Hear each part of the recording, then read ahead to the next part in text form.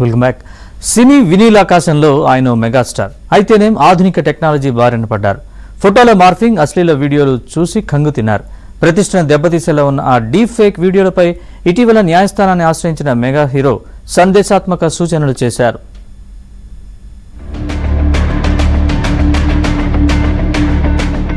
AI deep fake చిత్రాలు, వీడియోలు సెలబ్రిటీలను వణికిస్తున్నాయి. ఇటీవలే డీప్ ఫేక్ వీడియోల బారిన పడ్డ మెగాస్టార్ చిరంజీవి హైదరాబాద్ పోలీసులు నిర్వహించిన ఏక్తా దివస్ 2K రన్ లో పాల్గొన్నారు. ఈ క్రమంలో డీప్ ఫేక్ టెక్నాలజీ, ఏఐ దుర్వినియోగంపై మాట్లాడారు. సైబర్ నేరాలను కట్టడి చేయడానికి పోలీసులు తీసుకుంటున్న చర్యలను మెచ్చుకున్నారు. అయితే డీప్ ఫేక్ ఓ గొడ్డలి పెట్టులాంటిదన్నారు. దీనికి చెక్ పెట్టడానికి కఠిన చట్టాలను తీసుకురావాల్సిన అవసరం ఉందని చిరంజీవి స్పష్టం చేశారు. ఇది ఒక పెద్ద గొడ్డలి పెట్టు, మనకి దాని మీద పూర్తిగా స్పందించి అన్ని రకాలుగా ఒక చట్టం తీసుకొచ్చే దిశగా పోలీస్ వ్యవస్థ, శ్రీ శివధార్ గారు వీళ్ళందరూ కూడా ప్రయత్నం చేస్తున్నారు. అండ్ డెఫినెట్లీ వాళ్ళ యొక్క అనుకున్నది నెరవేరుతుంది.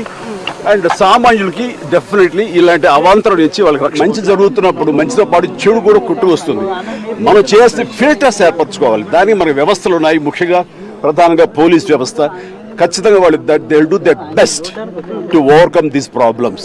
But we have to welcome the technology, advance technology ఎప్పుడు మనం వెల్కమ్ చేయాలి. ఈ వెల్కమ్ చేసే దాంట్లో బై ప్రోడక్ట్ కొంచెం బ్యాడ్ కూడా వస్తుంది.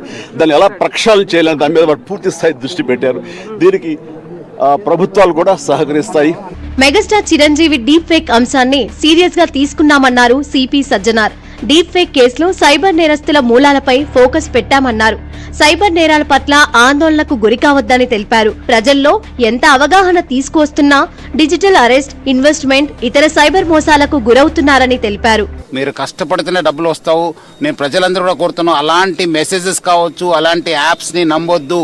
మీరు ఆర్బీఐ ఇచ్చిన అడ్వైజరీ ప్రకారము ఉన్న ఫండ్స్ ఎవరెవరు ఉన్నారు, వాళ్ళందరి దగ్గర బ్రోకర్స్ ఎవరున్నారు, వాళ్ళ దగ్గరనే మీ అకౌంట్ ఓపెన్ చేసి మీరు ఏమాదిరి చేయాలనుకుంటే దాన్ని చేయాలగానే ఏదో మెసేజ్ వచ్చింది, ఇన్స్టాగ్రామ్లో వచ్చింది, వాట్సాప్లో వచ్చింది, లింక్ వచ్చిందని చెప్పి దాన్ని ఓపెన్ చేసి మీరు బాధితులు కావద్దని చెప్పి కోరుతున్నాను.